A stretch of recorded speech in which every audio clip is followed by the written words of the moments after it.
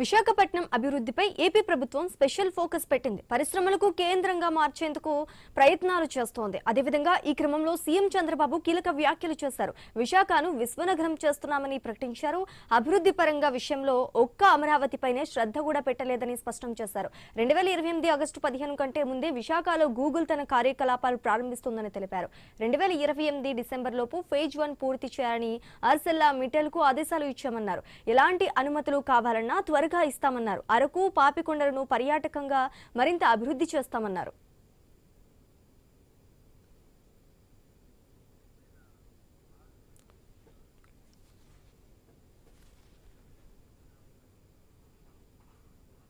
విశాఖపట్నం అభివృద్ధిపై ఏపీ ప్రభుత్వం special focus పెట్టింది. పరిశ్రమలకు కేంద్రంగా మార్చేందుకు ప్రయత్నాలు చేస్తోంది. అదేవిధంగా ఈ క్రమంలో సీఎం చంద్రబాబు కీలక వ్యాఖ్యలు చేశారు. విశాఖను విశ్వనగరం చేస్తున్నామని ప్రకటించారు. ఇక ఇదే అంశానికి సంబంధించి మరింత సమాచారం మా ప్రతినిధి రాజు లైవ్ ద్వారా అందిస్తారు. రాజు,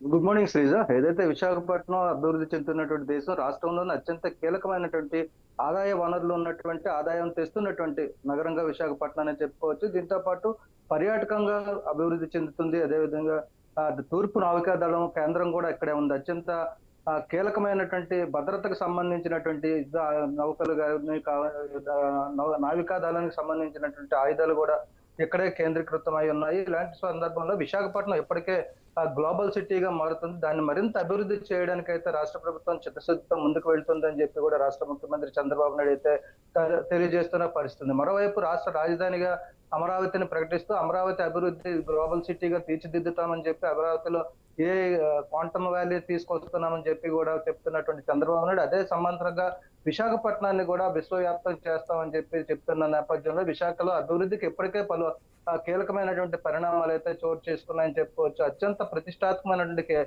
గూగుల్ డేటా సెంటర్ అయితే విశాఖపట్నంలో ఇప్పటికే భూమి పూజ పూర్తి చేసుకొని త్వరలో ప్రారంభం కాబోతుంది. అదేవిధంగా ఐటీ సెక్టర్ కి సంబంధించి కూడా పలు కంపెనీలు అయితే ఇప్పటికే రావడం జరిగింది. ఇన్ఫోసిస్ కావచ్చు, టెక్ మహేంద్ర, కాగ్నిజెంట్, ఇలాంటి కంపెనీలన్నీ కూడా ఇప్పటికే విశాఖపట్నంలో తమ కార్యకలాపాలు ప్రారంభించాయి. చాలా మందికి ఐటీ ఉద్యోగాలు కూడా ఇప్పటికే రావడం జరిగింది. దీంతో పాటు అనకాపల్లి జిల్లాలో విశాఖపట్నం ఆనుకుని ఉన్నటువంటి అనకాపల్లి జిల్లాలో బల్క్ డ్రగ్ పార్క్ రాబోతుంది. అదేవిధంగా రెన్యూ గ్రీన్ ఎనర్జీ ప్రాజెక్టు కూడా ఇటీవల తన నిర్మాణాలు ప్రారంభిస్తుంది. అత్యంత ప్రతిష్టాత్మకమైనటువంటి Arcelor Mittal Nippon steel factory ఏదైతే ఉందో, స్టీల్ కాదు ఉక్కు ఫ్యాక్టరీ కూడా ఇక్కడ తన నిర్మాణాలు అయితే పూర్తి చేసుకుంటుంది. ఇలాంటి పరిస్థితుల్లో విశాఖపట్నంలో ఆంధ్రప్రదేశ్ లో అత్యంత అభివృద్ధి చెందుతున్న నగరాల్లో విశాఖపట్నం ఒకటి కాబోతుంది. అదే విధంగా ఇక్కడికి వచ్చేటువంటి పర్యాటకంగా కానీ, ఐటీ సెక్టర్ లో కానీ, ఇతర రంగాల్లో వచ్చేటువంటి అందరికీ కూడా ఇదొక స్వర్గధామంగా ఉండబోతుంది. అదొక డిస్నీ ఆఫ్ సిటీగా కూడా విశాఖ ఉండబోతుంది. కాబట్టి రాబోయే రోజుల్లో రాష్ట్రంలో అమరావతితో పాటు అమరావతి కన్నా కూడా విశాఖపట్నం మరింత అభివృద్ధి చెందే అవకాశాలు ఉన్నాయని చెప్పి సీఎం అయితే వ్యాఖ్యానించడం జరిగింది. దీంతో పాటు అత్యంత పెద్ద విమానాశ్రయంగా చెప్పబడుతున్నటువంటి భోగాపురంలో నిర్మించినటువంటి అల్లూరి సీతారామరాజు అంతర్జాతీయ విమానాశ్రయానికి అనుసంధానం చేస్తూ కూడా ఆ రోడ్ల నిర్మాణం జరుగుతుంది. దీంతో చుట్టుపక్కల అంటే ఉత్తరాంధ్ర వ్యాప్తంగా కూడా అభివృద్ధి అనేది అయితే సాధ్యపడుతుంది.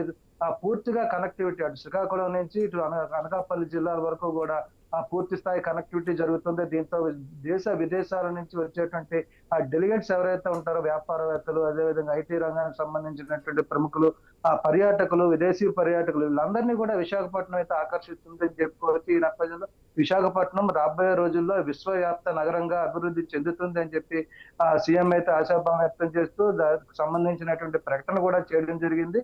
అదే విధంగా అమరావతిని కూడా రాష్ట్ర రాజధానిగా తీర్చిదిద్దాల్సిన బాధ్యత ఉంది. కాబట్టి అమరావతి అభివృద్ధి కూడా తప్పకుండా చేస్తామని చెప్తూనే మరోవైపు దానికి సమాంతరంగా కూడా అంటే గతంలో చూసారు ఉమ్మడి ఆంధ్రప్రదేశ్ లో ఉన్నటువంటి అభివృద్ధి అంతా కూడా హైదరాబాద్ లో జరిగింది. తర్వాత రాష్ట్రం విడిపోయిన తర్వాత ఆంధ్రప్రదేశ్ అయితే చాలా తీవ్రమైనటువంటి నష్టాన్ని అయితే చవిచూసింది.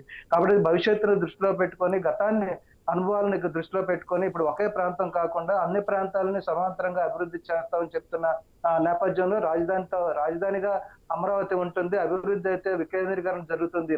ప్రధాన పట్టణాల్లో ఏవైతే మౌలిక సదుపాయాలు కల్పించి వాటిని అభివృద్ధి చేస్తామని చెప్తున్నారు. అందులో ప్రధాన కీలకమైనది ఆదాయ వనరులు ఉన్నది. ఆదాయ వనరులు తీసుకొచ్చేది కూడా విశాఖపట్నం కాబట్టి విశాఖపట్నాన్ని గ్లోబల్ సిటీగా తీర్చిదిద్దుతామని చెప్పి అయితే సీఎం చెప్పడం జరుగుతుంది. శ్రీజ, రైట్, థ్యాంక్ యూ రాజు. బ్రిటన్లో